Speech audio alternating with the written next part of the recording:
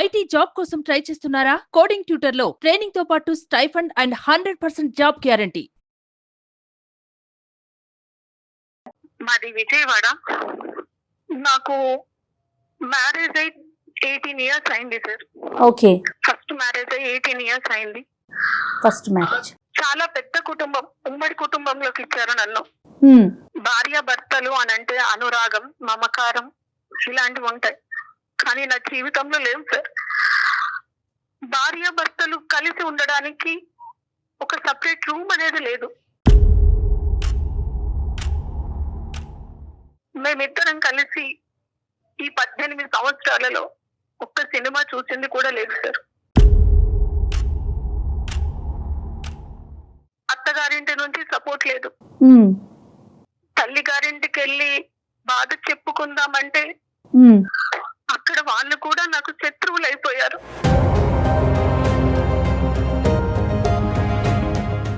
అసలు మీ వారు ఏం చేస్తుంటారండి? మా వారు రియల్ ఎస్టేట్ లో చేస్తుంటారు. బాగానే సంపాదించారు, కోట్ల ఆస్తి, ఆడపడుచులు, మరిది కూడా ఉన్నారు. Okay okay. ఆస్తి పాస్తులు, పెద్ద కుటుంబం అన్నారు, ఉమ్మడి కుటుంబం అన్నారు. ఎక్కడ సమస్య వచ్చింది? సమస్య ఎక్కడి నుంచి వచ్చిందంటే, నేను ఒక మంచి చీర కట్టుకొని మంచిగా రెడీ అయినా మా మరిది మా వారితో అనేవారు, చూడు ఎలా రెడీ అయింది, ఎవరి కోసం రెడీ అయింది అడుగు. ఆయనలో లేని అనుమానాన్ని రేకెత్తించడం. ఓకే. కలిసి మాట్లాడుకునే టైం ఉండదు మేడం. తన నుంచి సాయంత్రం వరకు చాకిరీ చేయడమే, వండి పెట్టడం. అంటే మాకంటూ ఒక ప్రైవసీ లేదు, ఒక రూమ్ లో కూర్చొని మాట్లాడుకునేది లేదు. 18 సంవత్సరాలలో నాకు 14వ సంవత్సరంలో నేను ప్రెగ్నెంట్ అయ్యాను మేడం. 14 సంవత్సరాలకి నేను ప్రెగ్నెంట్ అయితే నన్ను ఎలా చూసుకోవాలి మేడం ఆయన? 14 ఇయర్స్ ఆఫ్టర్ మ్యారేజ్ అంటే మనుషులా కూడా చూసేవాళ్ళు కాదు. ఆ ప్రెగ్నెన్సీలో నాకు షుగర్ కూడా అటాక్ అయింది. ఓకే. నన్ను తీసుకొని హాస్పిటల్ కి వెళ్లే వాళ్ళు కూడా కాదు. అంత పెద్ద ఉమ్మడి కుటుంబంలో నాకంటూ నా కష్టాన్ని చెప్పుకోవడానికి ఒక్కరంటే ఒక్కరు కూడా ఉండేవాళ్ళు. అంటే శాంతి గారు, అటువైపు నుంచి ఉన్న రీజన్స్ ఏమై ఉండొచ్చు? ఒక అన్నయ్య, ఒక అక్క, తమ్ముడు కూడా ఉన్నాడు. ఓకే. అన్నయ్యకు తన భార్య లోకం, తను ఏం చెబితే అది. ఓకే. నాకు సపోర్ట్ గా మా తమ్ముడు ఒక్కరు నిలబడ్డాడండి. నేను ఇంకో 2 రోజుల్లో బేబీకి డెలివరీ అన్నప్పుడు నాకు పని చేస్తూ ఉమ్మనీరు మొత్తం పోతుంటే ఇలా పొట్టని ఇలా పట్టుకుంటేనే హాస్పిటల్కి వెళ్ళాను మేడం.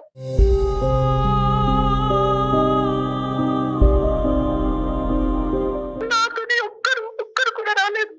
ఇంత పెద్ద ఉమ్మడి కుటుంబంలో పొట్టని ఇలా పట్టుకొని ఆటోలో నేను వెళ్ళిపోతే బేబీ కడుపులోనే చచ్చిపోయింది మేడం.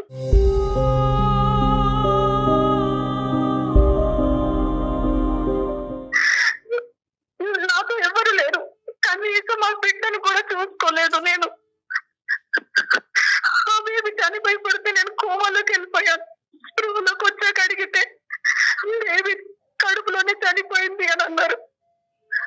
నా బిడ్డని నేను చివరి చూపు కూడా చూసుకొని దురదృష్టవంతురాలు, పిలుపుకు కూడా దూరం అయిపోయాను నేను. నా బిడ్డ కోసమైనా బ్రతుకుదాం అనుకున్నాను మేడం.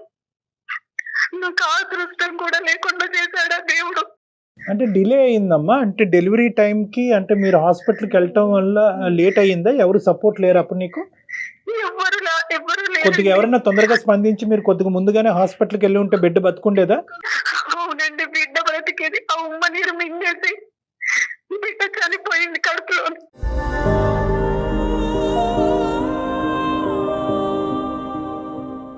అమ్మ డయాబెటిక్ అన్నారు కదా, అది కంట్రోల్లో ఉందమ్మా ఆ టైం? అప్పుడు షుగర్ కి సంబంధించినటువంటి ట్రీట్మెంట్ అన్నదా సవ్యంగా జరిగిందా? ప్రెగ్నెన్సీలో డయాబెటిక్ అయితే కనుక చాలా స్పెషల్ కేర్ తీసుకోవాలి. Pregnancy it self is a burden for a women అమ్మా. అంటే ఫిజియలాజికల్ గా, మెంటల్ గా ఒక బర్డెన్. ఆ టైంలో ఆ అమ్మాయికి మోరల్ సపోర్ట్ లేదు, ఇమోషనల్ సపోర్ట్ లేదు. దానికి తోడు ఈ అమ్మాయి దురదృష్టం 14 ఇయర్స్ తర్వాత ప్రెగ్నెంట్ అవటము, ఫిజికల్ ప్రాబ్లమ్స్ రావటం, ఉమ్మనీరు బేబీ తాగటం, డయాబెటిక్. సో కలిసి వచ్చినాయి పాపం తనకి. కలిసి రావటం ఒకటిని. ఒకప్పుడు ఇలాంటి సమస్యలు సర్వసహజంగా చూస్తూ ఉంటాం అమ్మా. Only thing that she would have needed at this point is support. అనేది లేకపోవడం. అమ్మాయికి ఏంటంటే ఇమోషనల్ గా, మోరల్ గా సపోర్ట్ లేదు అనేది ఇంతవరకు బాధపడింది. అవునవును. ఫిజికల్ గా తనకి శారీరపరంగా ఒక సమస్య వచ్చి తన జీవితం అనేది ఆ బిడ్డ జీవితం ఒక రిస్క్ లో పడినప్పుడు కూడా ఎవరు ఎవరు ముందుకు support రాలేదు. రాలేదు. ఎవరు ముందుకు రాలేదు. ఇట్లా నాకు అయినాక కూడా మా వారు కనీసం ఎలా ఉంది, ఓ పర్లేదు మళ్ళీ మనకు పిల్లలు పుడతారు అన్న సపోర్ట్ కూడా లేదు మేడం. మోరల్ సపోర్ట్ ఎప్పుడు లేదమ్మా. అంటే నువ్వు ఎవరు లేరు, నువ్వు నా జీవితానికి పట్టిన శనివి, ఇంకా నువ్వు నాకు బిడ్డల్ని కూడా ఇవ్వలేదు అన్నట్టుగా. నువ్వు ప్రెగ్నెంట్ అవటం అన్నది అసలు అతనికి ఇష్టమేనా అమ్మా? ఆ, అంటే 14 సంవత్సరాల తర్వాత నువ్వు ప్రెగ్నెన్సీ వచ్చింది, గర్భం దాల్చావని చెప్పి నీకు ఎంత ఆనందం ఉందో అందులో కొంతవరకైనా అతనికి ఆయనకు లేదు సార్. లేదు. ఆయనకు ఎంతసేపు ఆయన బిజినెస్, ఆయన ఫ్యామిలీ, ఆయన చెల్లెళ్ళు, ఆయన తమ్ముడు, ఇదే ఆయనకు లోకం. సో ఇంట్లో ఒక పని చేయటానికి ఒక ఆడది అంతే. ఆ ఇంట్లో పని మనిషిగా చూస్తున్నారు, మీకంటూ ఒక స్వేచ్ఛ. పెట్టడానికి కానీ ఇంతకంటే విచిత్రం ఏంటంటేనమ్మా, ఒకటి శాంతి, ఓకే నా అత్తింటి వాళ్ళు ఇలా ప్రవర్తిస్తారని చాలా సందర్భాల్లో చూసాం. కానీ ఇప్పుడు 1 సంవత్సరం 2 సంవత్సరాల పాటు సర్దుకుపోవమ్మా, సమస్యలు సర్దుమనుగా అవుతాయి. అత్తింట్లో ఇలాంటి అలాగే చెప్పేవారండి. అమ్మగారు సర్దుకుపోమ్మా, అదేలే, సర్దుకుపోతే మా పరువు పోతుంది. నాన్నగారు అనేవారు, వెనక్కి వచ్చేసే అమ్మా, నేను నిన్ను చూసుకుంటాను, వెనక్కి వచ్చేసే అమ్మా అని. ఆ, ఆయన మారకపోతాడా, నా ప్రేమను అర్థం చేసుకోలేకపోతాడా, ఆయనకు మారకపోతాడా అని ఇంకా నా వల్ల కాలేదు. నాన్నగారు కూడా మొత్తం మంచాన పట్టేసి నా మీద రందితో బాధతో ఆయన మంచాన పడితే ఇంకా నేనుండి ఒక్కసారి చివరి చూపు కన్నా వెళ్ళేసి వస్తాను అని ఎంత బతిలాడినా కూడా పంపించలేదండి.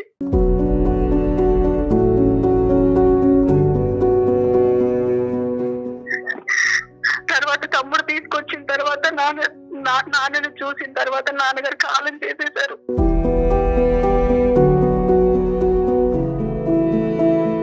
తమ్ముడు ఇంకా పంపించలేక, నీ ఆరోగ్యాన్ని నేను చూసుకుంటాను, నీకు నేను ట్రీట్మెంట్ ఇప్పిస్తానని సైక్రియాటిస్ట్ దగ్గర తీసుకెళ్లి ట్రీట్మెంట్ కూడా ఇప్పించారండి. సో నాన్నగారు చనిపోయినప్పటి నుంచి ఇంక ఇంట్లో ఉండిపోయారు మీరు, మీ పుట్టింట్లో. అమ్మగారితో పాటు అమ్మ, నేను, మా తమ్ముడు మమ్మల్ని తీసుకెళ్లి సపరేట్ రూమ్ తీసుకొని అక్కడ ఉంచారండి. ఇక్కడ దేవుడు కూడా చిన్న చూపు చూసాడండి. అయ్యో, మా తమ్ముడి భార్య మమ్మల్ని చూసుకుంటున్నారన్న కక్షతో సమాజంలో నాకు మా తమ్ముడి మీద నిందలేసిందండి ఆ అమ్మాయి. ఏం కర్మమ్మ ఇది. నా మీద మా తమ్ముడి మీద నిందలేస్తే ఆ విషయం కూడా నాకు తెలియలేదండి. ఈ మధ్యలో అమ్మగారు కూడా కాలం చేసేసారు. మా ఇంటి ఓనర్ వచ్చి, ఇలా మీ తమ్ముడు రావద్దమ్మా, ఇలా మీకేదో జరుగుతుందంట అంటే నేను ఏమైపోవాలండి?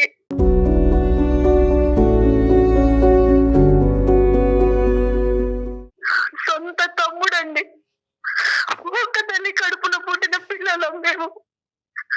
ఆమె స్వార్థానికి మా మీద నిందలేస్తే ఏమైపోవాలి?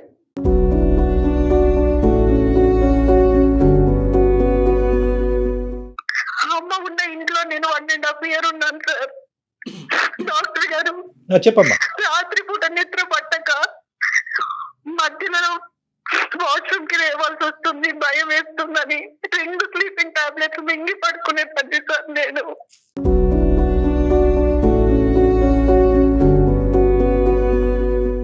మరి తమ్ముడు ఇప్పుడు నీతోనే ఉన్నాడమ్మా? తమ్ముడు నీకు సపోర్టివ్ గానే ఉన్నాడా? తమ్ముడు కాంటాక్ట్ లో లేడు, వాడికి నేను దూరంగా వచ్చేసాను. నేను అవన్నీ అంటే ఇట్లా నిందలు పడుతున్నాయని తెలిసి మధ్యలో ఒక సంబంధం వస్తే 2వ పెళ్లి చేసుకొని వచ్చేసాను సార్. అతను అనవసరంగా నీ వల్ల అతని జీవితం పాడవుతుందని చెప్పి అతని దగ్గర నుంచి కూడా దూరం వచ్చి. అనేసి. అవును సార్, వాడికి 2 ఆడపిల్లలు సార్. వాళ్ళ జీవితం మీద కూడా మర్చిపడుద్ది కదా సార్. అదేనమ్మా, నాకు అర్థమైంది. సో ఫైనల్ గా ఏంటంటే, ఎవరికి నేను భారం అవ్వకూడదు, నా వల్ల ఎవరికి కష్టం రాకూడదు అని చెప్పి అటువైపు అత్తింటి నుంచి ఇటువైపు పుట్టింటి నుంచి దూరంగా వచ్చి ఒంటరిగా టైలరింగ్ చేసుకుంటూ బతుకుతున్నాం. అవును సార్. అప్పుడు ఈ వ్యక్తి ఎలా పరిచయం అయ్యారమ్మా? ఎవరో వచ్చారు, పెళ్లి చేసుకున్నారని అంటున్నారు కదా, అతను ఎవరు, ఎక్కడి నుంచి వచ్చాడు, ఎలా పరిచయం అయ్యాడు? నేను గ్రాడ్యుయేషన్ చేశాను సార్, ట్యూషన్స్ చెప్పేదాన్ని నేను. సో ఆ ట్యూషన్ లో ఒక అబ్బాయి వచ్చి, మేడం ఇట్లా ఒకరు ఉన్నారు మేడం, మ్యారేజ్ చేసుకుంటా అంటున్నారు, బాగా వెల్ సెటిల్డ్ అన్నప్పుడు నేను మాట్లాడానండి. ఇది నా జీవితం, నేను మళ్ళీ చేసుకోవాలంటే నాకు చాలా ధైర్యం కావాలి, నేను అనుభవించేశాను అని అంటే, లేదు నన్ను చేసుకుంటూ సుఖపడతావు, నీకు మంచి జీవితం ఇస్తానని నమ్మించాడండి. అతని ఫ్యామిలీ బ్యాక్గ్రౌండ్ ఏంటమ్మా? అతనికి పెళ్లి అయిందా? అతని వయసు ఎంత? పెళ్ళయింది, ఆయనకి 2 పిల్లలు సార్. పెళ్లిడికి వచ్చిన పిల్లలు ఉన్నారు. భార్య ఏమైంది? భార్య చనిపోయింది. చనిపోయింది సార్. చనిపోయింది. ఓకే. ఓకే. కేవలం ఈ స్టూడెంట్ పరిచయం ద్వారా ఏర్పడినటువంటి ఒక పరిచయం. అవును సార్. ఇంకా మీరు ఇంకేమీ వాకప్ చేయలేదు. అతను ఎవరు, నిజం అంటే భార్య ఎటువంటి పరిస్థితుల్లో చనిపోయింది, చాలా ఇంపార్టెంట్ ఫ్యాక్టర్. ఏది వాకప్ చేయలేదు సార్. నా తమ్ముడైనా సంతోషంగా ఉండాలి, నా దగ్గరికి ఇంకా రావద్దు, వాడైనా వాడు ఫ్యామిలీతో బాగుండాలని నేను ఈ పెళ్లి చేసుకుని వచ్చేసాను. ఓకే. ఈ పెళ్లి చేసుకోవడం ఎలా అంటే పెనంలో నుంచి కుంపట్లో పడ్డట్టు అయిందండి. అర్థమవుతోందండి, అర్థమవుతోంది. ఎదిగిన పిల్లలు, ఈయన పెళ్లి చేసుకున్న 4 నెలలకి నాకు చెప్పేశాడు, నాకు ఇంట్లో పని మనిషి కోసమని నేను నిన్ను పెళ్లి చేసుకున్నానని.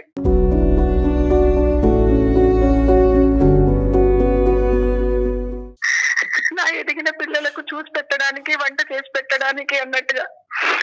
అక్కడి పరిస్థితి కంటే ఇక్కడ ఇంకా దారుణం సార్. పంజరంలో చిలకలాగా ఇంకా దాన్ని మాటలతోని పొడవడం.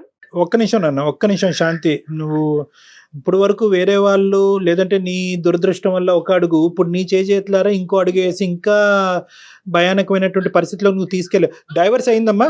ఫస్ట్ మ్యారేజ్ డైవర్స్ అయిందా? అయ్యింది సార్. ఫస్ట్ మ్యారేజ్ డైవర్స్ అయింది. ఇది ఇంకా నరక కూపం అండి. ఎదిగిన పిల్లలు ఉన్న వాళ్ళని పెళ్లి చేసుకోకూడదని అనిపించిందండి. ఆ పిల్లలు కూడా సూటిపోటి మాటలు అనడం, అక్కడే ఉండాలి, ఎవరితో మాట్లాడొద్దు, మాట్లాడితే ఆ రోజు ఇంకా నాకు ఒక విధమైన నరకాన్ని చూపిస్తారు. అమ్మా పెద్దల సమక్షంలో జరిగిందా? అతని వైపు ఎవరన్నా పెద్దవాళ్ళు అది ఉన్నారమ్మా? అమ్మ మీ హస్బెండ్ సైడ్ సెకండ్ లేదు సార్, గుళ్ళో జరిగింది. నా వైపు నుంచి నేను ఎవరిని పిలవలేదు సార్. అతని సైడ్ నుంచి అమ్మా? అతని సైడ్ నుంచి అతని పిల్లలు ఉంటాడండి. అంతే అంతే. ఏదో తొందరలో కదమ్మా, ఏదో కారణం ఉంటది. ఎందుకు చేసుకున్నావు? తమ్ముడు అన్న తన ఫ్యామిలీతో బాగుంటాడు, 2 ఆడపిల్లల జీవితాలు బాగుంటాయని. ఇంకా ఎందుకంటే తమ్ముడికి ఇచ్చి చేసింది ఎవరినో కాదు సార్, మా అక్కయ్య కూతుర్ని సార్, మా అక్కయ్య కూతుర్ని.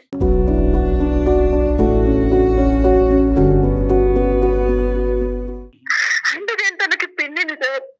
ఆ అమ్మాయి మా మీద అలా నిందలేసింది, ఇంకెవరున్నారని అనుకోవాలి సార్. కాదమ్మా, ఒక నిందలేసే మనస్తత్వం ఉండేటటువంటి వాళ్ళు ఇప్పుడు నువ్వు పెళ్లి చేసుకున్న తర్వాత కూడా నిందలేస్తారు. చుట్టుపక్కల వాళ్ళు కూడా నమ్మారు కదా సార్. డైరెక్ట్ మా ఓనర్ వచ్చి, అమ్మాయి నీ తమ్ముడు మీ ఇంటికి రావద్దు, నీ మధ్యలో ఏదో ఉందంట అంటే చచ్చిపోవాలనిపించింది సార్.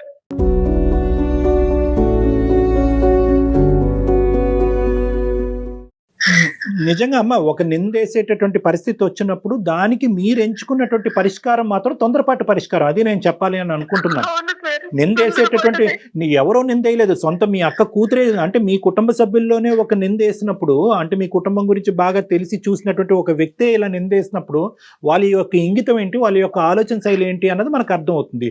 ఆ మాట పట్టుకుని ఇంటి పక్కన వాళ్ళు ఎదురింటోళ్ళు ఒక 2 మాటలు అన్నారు కాబట్టి ఎవరో దారికి పోయినటువంటి దాని గురించి వాకప్ చేయకుండా తొందరపడి పెళ్లి చేసుకుని నువ్వు ఏం సాధించావమ్మా? ఎవరిని సుఖపెట్టావు? నీ బ్రదర్ని సుఖపెడదాం అనేటటువంటి ఒకే ఒక ఉద్దేశంతో, అతని మీద నిందపడకూడదు, అతని కాపురం చెడిపోకూడదు అనే ఒక ఉద్దేశంతో చేసుకున్నటువంటి ఈ పెళ్లి నీ బ్రదర్కి భారం అయిందా, భారం తగ్గిందా? భారం ఎక్కువైంది. ఇప్పుడు ఈ రోజు ఏంటంటే మీకొక్కరి దానికే కాదు, అంత పెద్ద మనసు ఉన్నటువంటి మీ బ్రదర్కి కూడా ఈ రోజు కౌన్సిలింగ్ చేయాలనేటటువంటి పరిస్థితి వచ్చింది. ఆ పెళ్లిలోంచే 18 సంవత్సరాలు పట్టింది మిమ్మల్ని బయట వేయటానికి. మీ కుటుంబ సభ్యులు ఎవరు సపోర్ట్ చేయకపోయినా ఒంటి చేతి మీద బయటకు తీసుకొచ్చి కాపాడాడు. ఎందుకు కాపాడాడు? ఆ నరకంలో కాకుండా నీ మటుకు నువ్వు ఒంటరిగా నువ్వు బతకచ్చు, నువ్వు బతికినంత కాలం నేను నీకు సపోర్ట్ ఇస్తాను అనేటటువంటి విధంగా నిన్ను బయటకు తీసుకొచ్చాడు. బయటకు తీసుకొచ్చిన తర్వాత ఏం చేశాడు అతను వెనకాతలు ఎవరు ఏమో వాళ్ళ భార్య ఇంకోటి అనుకుంటుందా, ఎవరో ఏమనుకుంటున్నారా అనేటటువంటి పట్టింపు అతనికి లేదు. నువ్వు పట్టించుకోవటం మొదలుపెట్టావు. ఇదేంట్రా తమ్ముడు, నీ జీవితం నాశనం అయిపోతుంది, నేను ఇంకో పెళ్లి చేసుకుంటానని చెప్పి ఈ రోజు ఇంకా భయంకరమైనటువంటి చిక్కుముడి మీ బ్రదర్ కూడా తయారు చేసినటువంటి పరిస్థితి అయింది. ఇంట్లో నుంచి అడుగు బయట పెడితే కాకులాగా పొడుచుకు తిన్నారు సార్. ఇప్పుడు నువ్వు చెప్పేటటువంటి మాటలు Shanti, that is the reality of the society. ఇప్పుడు సొసైటీ బట్టి నేను బతకాలి అని అనుకుంటే కనుక నువ్వు బ్రతకలేవు. సొసైటీ ఇలా అనుకుంటుంది, అలా అనుకుంటుంది, వాళ్ళ నోర్లు ఇలా మూయించాలి, వీళ్ళ నోర్లు ఇలా మూయించాలి అనేటటువంటి పద్ధతిలో మీరు ముందుకెళ్తే, వీళ్ళు నోర్లు మూయించేటటువంటి పనిలో మీరేంటంటే తప్పు మీద తప్పు చేసుకుంటూ పోతూ ఇంకా ఊరిలో కూరిపోతారు. ఇప్పుడు మీ పరిస్థితి అలాగే అయింది. 18 సంవత్సరాల పాటు మీరు ఆ కుటుంబంలో నరకను అనుభవించినప్పుడు ఏ సొసైటీ వచ్చి, ఏ సమాజం వచ్చి మిమ్మల్ని కాపాడిందమ్మా?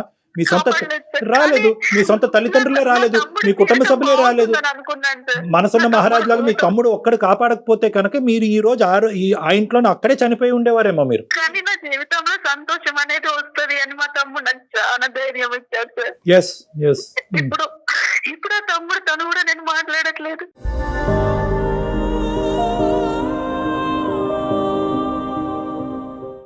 వాడు ఎక్కడ ఉన్నాడో కూడా తెలియదు నాకు. ఆ సపోర్ట్ కూడా పోగొట్టుకుంది ఎలా అమ్మాయి. ఉన్నాడో తెలియదు. ఏం బాధపడాలా, కోప్పడాలా, ఏంటో అది అర్థం ఎవరితో కాదు. మాట్లాడలేదు. ఎవరితో బహుశా ఫోన్ మీరు చేసినా శాంతి గారు ఫస్ట్ ఇష్యూ అయిపోయిన తర్వాత ఎప్పుడైతే మీ బ్రదర్ మీకు సపోర్ట్ చేశారో అప్పుడు మంచి నిర్ణయం, ఒక స్ట్రాంగ్ గా డెసిషన్ తీసుకొని పోని ఆ నిర్ణయాన్ని మీ తమ్ముడితో డిస్కస్ చేసి ముందుకెళ్ళినట్లయితే ఈ రోజు అతని సపోర్ట్ ఉండేదేమోనండి. అవును సార్, అవును మేడం. గతం గత జరిగింది జరిగిపోయింది. తమ్ముడి జీవితాన్ని కాపాడాలని అనుకుని తమ్ముడినే పోగొట్టుకున్నారు మీరు, తమ్ముడినే దూరం అవును చేసుకున్నారు. సార్. ఇంతకంటే వాడు కూడా ఆ అమ్మాయితో విడాకులు తీసుకున్నాడంట.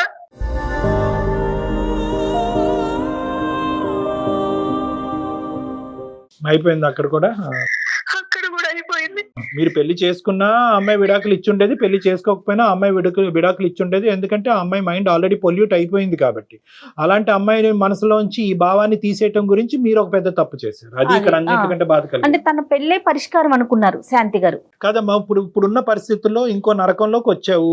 మళ్ళీ ఇక్కడ నువ్వు ఇంకో పనమ్మాయి లాగే ట్రీట్ చేసేటటువంటి ఇంకో కుటుంబం. అక్కడైతే కనుక అట్లీస్ట్ ఉమ్మడి కుటుంబం, ఒకరితో కాకపోతే ఒకరితో చెప్పుకునే దిక్కు మొక్కు ఉండేది. అక్కడ ఇక్కడ ఎవరూ లేరు. అంతా ఒక సైన్యం లాగా ఇటువైపు పిల్లలు, భర్త అందరు కలిపి నిన్ను చంపుకు తింటున్నారు. ఏంటమ్మా పరిస్థితి? ఏంటి పరిస్థితి? అవును. ఎన్ని రోజులు అయింది పెళ్లి చేసుకుని? పెళ్లి జరిగి ఈ రెండో పెళ్లి జరిగి ఎంతకాలం అయిందమ్మా? 6 సంవత్సరాలు అవుతుంది. ఎక్కడ ఉంటున్నారు మీరు? కరెక్ట్ గా అడ్రస్ కూడా తెలియదు సార్. సూర్యాపేట నుంచి ఎక్కడో లోపలికి. ఏంటమ్మా? నన్ను ఒక సూర్యాపేట నుంచి చాలా లోపలికి రావాలి సార్. నువ్వు ఎక్కడున్నావు కూడా నీకు తెలీదమ్మా? అడ్రస్ కూడా తెలియదు సార్. నాకు షుగర్ కదా సార్. ఇంట్లో పని చేస్తూ నాకు బొటన వేలు ఇట్లా పాడైపోయి మొత్తం వేలంతా పాడైపోయినా నన్ను హాస్పిటల్ తీసుకెళ్ళలేదు సార్.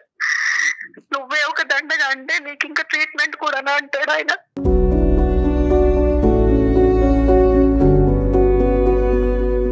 ఆ పాత నరకం 18 సంవత్సరాలు, ఇప్పుడు ఈ నరకం యొక్క ఈ డ్యూరేషన్ 6 years. 6 years. అవునండి. ఎందుకున్నావమ్మా అక్కడ? స్ట్రైట్ క్వశ్చన్, ఎందుకున్నావు అక్కడ? తెలియట్లేదు ఎలా సార్. బయటకు రావాలమ్మా? మీ ఇంటికి తలుపు ఉంది కదా, బయటికి రా. వాళ్ళు బయటికి వెళ్ళినా లాక్ చేసుకొని వెళ్ళిపోతారు. మా ఇంట్లో కనీసం పని మనిషి కూడా రాదండి.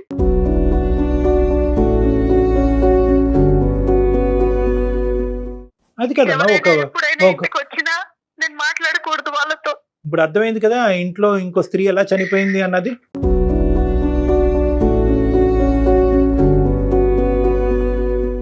ఇప్పుడు ఇదే పరిస్థితి నువ్వు 3వ, 4వ, 5వ పెళ్లిలో నువ్వు నాకు చెప్పినా కూడా నేను అంటాను, ఒకటే మాట అంటాను, నువ్వు బయటికి రావాలి, నీ గురించి నువ్వు బ్రతకాలి, నువ్వు పెట్టుకున్నటువంటి ఒక ధ్యేయం గురించి, ఒక గమ్యం గురించి నువ్వు. సార్ బయటికి రావడానికి ఫస్ట్ నాకు దారి తెలియట్లేదు. వచ్చినా నేను ఎక్కడికి వెళ్ళాలి? నో అలా కదమ్మా. ఎక్కడికి వెళ్తావు అనేటటువంటి సెకండరీ ఇష్యూ అమ్మా. ఇక్కడ ఉండి చచ్చిపోకుండా ఫస్ట్ నిన్ను నువ్వు కాపాడుకోవాలి. ఎక్కడికి వెళ్తావు అన్నది బయటకు వచ్చాక ఆలోచిద్దాం.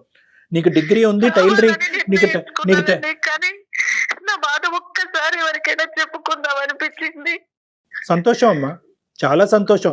ఈ రోజు వాళ్ళు బయటకు వెళ్ళినప్పుడు మాకు ఎలాగైతే ఫోన్ చేసావో నీకు బోల్డ్ అంత లీగల్ సిస్టమ్ సపోర్ట్ ఉంది. నువ్వు ఎలా అయితే మాకు ఫోన్ చేసావో అలాగే నువ్వు 100కి ఫోన్ చేయి, పోలీసులకు ఫోన్ చేయి. ఇలా నేను నరకయాతను అనిపిస్తున్నాను, ఇక్కడ బంధించి పెట్టారు, నన్ను ఒక జైల్లో పెట్టారు, నన్ను ఇలా నేను చచ్చిపో. ఒకసారి 100కి డైల్ చేశాను. అది అంతకన్నా నరకం చూపించాడు ఆయన వచ్చి. సొసైటీలో నాకంటూ ఒక పేరుంది, నువ్వు ఏదైనా అనుకుంటే జరిగిపోదని, నన్ను దాటి ఏ విషయం వెళ్ళలేదు అని. ఎటొచ్చి ఏంటంటే మీరేమనుకున్నారు అంటే కనుక మీరు ఇంకా ఆ గిల్ట్లోనే ఉండిపోయారు. అరే తొందరపడి పెళ్లి చేసుకున్నాను, రెండో పెళ్లి, మొదటి పెళ్లిలో బ్రదర్ వచ్చి కాపాడాడు, ఈ పెళ్లిలోంచి కూడా ఇంకోళ్ళు ఎవరో వచ్చి కాపాడతారని మీరు వెయిట్ చేస్తున్నారేమో, ఎవరు రారు. ఇది మీకు మీరుగా తీసుకోవాల్సినటువంటి నిర్ణయం. మీరు గట్టిగా అనుకుంటే కనుక ఎల్లకాలం అలా బందికానాలాగా వాళ్ళు ఉంచేటటువంటి అవకాశం లేదు. మీరు ఒక అవకాశం చూసుకుని స్ట్రైట్ అవే బయటకు రండి. ఫస్ట్ ఆఫ్ ఆల్ ఏంటంటేనమ్మా, మీరు ఎక్కడ ఏ తలుపు ఏ డోర్ నాక్ చేసి హెల్ప్ తీసుకోవాలనేటువంటి ఫస్ట్ మీకు అర్థం అవ్వాలి. ఇంకా ప్రపంచం అంత గుడ్డిబారిపోలేదమ్మా. ఇంకా సమాజంలో లా ఉంది, మీకు హెల్ప్ చేసేటటువంటి NGO ఆర్గనైజేషన్స్ ఉన్నాయి, సామాజిక పరమైనటువంటి సోషల్ ఆర్గనైజేషన్స్ ఉన్నాయి, స్త్రీలకు సపోర్టివ్గా లీగల్ సిస్టమ్ ఉంది. అటువంటి తలుపులు తట్టడం అనేటటువంటిది మీరు ఒక ఆలోచన కింద పెట్టుకోవాలి. మీరు ఇంకా సెంటిమెంట్స్లోని గిల్ట్లోనే ఉండిపోతున్నారు. పెళ్ళి అయ్యింది, పిల్లలు ఉన్నారు, రెండో పెళ్ళి తప్పు విధంగా వచ్చి నేను పెళ్లి చేసుకున్నాను కాబట్టి ఈ రోజు కాకపోతే రేపైనా కూడా ఇక్కడ మారిపోతారు, నన్ను పని మనిషిలా చూడకుండా ఒక మనిషిలా చూస్తారు అనేటటువంటి ఒక హోప్తో, ఒక పనికిరాని హోప్తో ఎక్కడైతే కూరుకుపోతున్నారో అక్కడే ఇంకా కూరుకుపోతున్నారు. ఇది మీరు ఇందులోంచి అంటే 6 సంవత్సరాలు అయిపోయింది, మళ్ళీ ఇందులో 6 సంవత్సరాలు అయిపోయింది. ఇప్పుడు ఏమనుకుంటారంటే అరే ఆల్రెడీ 6 years అయింది కదా, ఇంకెక్కడికి వెళ్తానులే, ఇంకా అంతా అయిపోయింది, తమ్ముడు లేడు, ఎవరు లేరు, ఇక్కడే చచ్చిపోతానని అనుకుంటున్నారు. అది కరెక్ట్ కాదు. మీ గురించి మీరు బ్రతకాలి, ఒక స్వేచ్ఛాయుతమైనటువంటి జీవితాన్ని మీరు బతకాలి. మీ జీవితం మీద మీకు నమ్మకం రావాలి. నాకు ఇంకో భయం కూడా ఉంది డాక్టర్ గారు. బయటికి వచ్చాక ఈయన నన్ను బతకనిస్తాడా? ఈయన గురించి నేను చెడుగా చెప్తే ఇలా అమ్మా, జరుగుతుందని. నువ్వు ఎలాగైతే భయపడుతున్నాడో ఆ మనిషిలో కూడా ఒక భయం అన్నది ఉంటుంది. ఆ మనిషిలో భయం పుట్టించాలి మీరు. ఆ మనిషిలో భయం పుట్టించాలి. మీరు నొక్కవలసినటువంటి బటన్ నొక్కట్లేదు కాబట్టి అతను ఇలా పబ్బాన్ని గడుపుతున్నాడు. ఒక స్త్రీ ఎలాగైతే కనుక ఇతను బాధ తట్టుకోలేక చచ్చిపోయిందో, నువ్వు కూడా అలా బాధ తట్టుకోలేక ఇలా క్షీణించబడి అలా చచ్చిపోతావు అనేటటువంటి వెయిటింగ్ గేమ్ అతను ఆడుతున్నాడు. అప్పుడు ఇంకో కొత్త పని మనిషి ఆ ఇంట్లోకి వస్తుంది అనేటటువంటి ఆలోచనతో అతను ఉన్నాడు. ఒక స్వార్థపూరితమైనటువంటి మనిషిలో నువ్వు భయపడటం కాదు, నువ్వు అతన్ని భయపెట్టాలి. ఒక పోరాట పట్టణంతో ముందుకెళ్తేనే ఇలాంటి వాళ్ళకి బుద్ధి వస్తుందమ్మా. వదిలేస్తే మళ్ళీ ఇంకొక వ్యక్తి అదే ఇప్పుడు డాక్టర్ గారు చెప్పినట్లు అదే ప్లేస్ లో అతను ఉంటారు ఒకటే కదా. అతను ఒకటే కాదమ్మా, అతన్ని చూస్తూ ఇదే జీవన విధాన శైలి అని చెప్పి రాంగ్ ఎగ్జాంపుల్ గా తీసుకునేటటువంటి 2 పిల్లలు ఉన్నారు. వాళ్ళు ఎంత భయంకరమైనటువంటి రాక్షసుల కింద మారుతారో, ఎటువంటి కుటుంబాలని వాళ్ళు రేపొద్దున పెద్ద నాశనం చేస్తారో అనేటటువంటి సమస్య కూడా ఇక్కడ ఉంది. ఇంకొక 100 జీవితాలు నాశనం అవ్వకముందే నువ్వు కథం తొక్కాలమ్మా. ఎంతమ్మా 2 నిమిషాలు ఇప్పుడు ఈ ఫోన్ పెట్టే కానీ 100కి ఫోన్ చేయి, లేదంటే మమ్మల్ని చేయమంటే మేము చేస్తాం. మీ లొకేషన్, వాట్సాప్ లొకేషన్ మాకు షేర్ చేయండి, మీరు ఎక్కడున్నారో మాకు చెప్పండి, మేము పోలీసులకు అక్కడ పంపిస్తాం. మేము నేను ఫస్ట్ నువ్వు అందులోంచి బయటపడి విడుదలవు. అలాగే డాక్టర్ గారు. దేవుడు ఇచ్చినటువంటి ఈ జీవితాన్ని కాపాడుకో. నీ కాళ్ళ మీద నువ్వు నిలబడి నువ్వు బయటకు వెళ్ళి సమాజం ఏ లెక్కేస్తుంది అనేది తీసి పక్కన పెట్టేసే. తప్పకుండా డాక్టర్ గారు. ఓకే, తప్పకుండా. All the best. Thank you. Good luck Shanti. Right Shanti గారు, థ్యాంక్ యూ అండి. థ్యాంక్స్ అమ్మా. Thank you. డాక్టర్ గారు. థ్యాంక్ యూ అమ్మా, all the best. God bless. ఎందుకంటే భయంకరమైంది ఏమైనా ఉందమ్మా? ఏం కళ్యాణ్ గారు, అసలు ఎటుపోతుంది సమాజం? ఎలాంటి ఆలోచనలు బాబా, చిచ్చి సమాజం మాట్లాడుకోవటానికి సిగ్గు అనిపిస్తుంది. సమాజం కంటే చూసారమ్మా, ఇక్కడ ఏంటంటే నిజంగా హెల్ప్లెస్నెస్ అనేటటువంటి దానికి ఇది ఒక పర్ఫెక్ట్ ఎగ్జాంపుల్ అన్నమాట. ఇప్పుడు ఆ అమ్మాయి ఏంటంటే కనుక మెయిన్ గా బయటికి 2 కారణాల వల్ల బయటపడలేకపోతుందమ్మా. ఏంటంటే నేను ఆల్రెడీ ఇది 2వ పెళ్లి, ఇది నేను నా చేతులారా తప్పుగా దిగినటువంటి పెళ్లి. అదేదో అందుకే చొడ్డు పొయ్యి మంచి కుంపట్లో పడినట్టు. సో ఇది ఏంటంటే కష్టం వచ్చినా నష్టం వచ్చినా ఈ నరకాన్ని నేను భరిస్తూ ఈ శ్రేయస్ జీవితం అంతా కూడా ఈ నరకంలోనే గడిపేయాలనేటటువంటి ఒక ఫాల్స్ ఐడియాలో చాలా మంది స్త్రీలు ఉంటారు. అవునండి, ఒక తప్పు జరిగినప్పుడు రెండోది కూడా జరిగితే దాంట్లోనే ఆగిపోతారు. అది నెంబర్ 1. నెంబర్ 2 ఏంటంటే ఇక్కడే ఇంత నరకం చూపెట్టాడు, గడప దాటితే ఏం చేస్తాడు అనేటటువంటి 2వ భయం. వాడు ఏం చేయలేడు, వాడి ఇంట్లో పులి బయట పిల్లి, బయటకి ఏమీ చేయలేడు. ఎటొచ్చి ఏంటంటే ఇలాంటి ఆడవాళ్ళు అలా అనుకునే అమ్మో ఇంకా ఏం చేసేస్తాడు అనేటటువంటి. ఆ అమ్మాయి ఇంకో మాట ఏమంటుంది, నేను బ్రతుకుండి ఎందుకు అనేటటువంటి మనిషికి నీకెందుకు ప్రాణభయం అమ్మా, నువ్వు బయటకు అడిగేయి అనేటటువంటి మనం ధైర్యం ఇవ్వటం. 2 బేసిక్ సొల్యూషన్స్ ఇవి, ఎవరైనా కూడా చెప్పేటటువంటి సొల్యూషన్. ఇటొచ్చి ముఖ్యంగా ఏంటంటే ఈ 2 సొల్యూషన్స్ ఆ అమ్మాయికి ఎందుకు కనిపించట్లేదు అంటే ఆ అమ్మాయి ఒక గిల్ట్ భయం అనేటటువంటి కుంపట్లో ఉండిపోయింది, ఇలా ఉండిపోయింది. ఫస్ట్ లో తమ్ముడు సపోర్ట్ చేశాడు, ఇప్పుడు అతను కూడా లేకపోయేసరికి నేను ఒంటరిని, నాకెవ్వరూ లేరు అనే పాయింట్ తనకి రేజ్ అవుతుంది. మోస్ట్ ఇంపార్టెంట్ ఏంటంటే మళ్ళీ తమ్ముడు లాంటి ఒక మహత్తరమైనటువంటి ఒక మనిషి వచ్చి నన్ను ఇందులోంచి బయటకు లాగుతాడు అనేటటువంటి ఒక అనవసరమైనటువంటి హోప్ లో ఆ అమ్మాయి 6 సంవత్సరాల పాటు గడిపేసింది. తన నెంబర్ మనం తీసుకుందాం మేడం. ఎమర్జెన్సీ నెంబర్స్ అన్ని కూడా అమ్మాయికి మెసేజ్ పెట్టండి మీరు, లేదంటే కాల్ చేసి చెప్పండి. ఆ కాంటాక్ట్ నెంబర్స్ అన్ని కూడా తనకి హెల్ప్ఫుల్ గా ఈ రోజు కాకపోయినా రేపైనా కూడా అమ్మాయి కాల్ చేసి ఒక అవకాశం తీసుకుని బయటపడుతుంది. తప్పకుండా కళ్యాణ్ గారు, నమస్తే. అందమైన జీవితం సమర్పిస్తున్న వారు 49 అంటే సంతోషం, 49 అంటే సంతానం.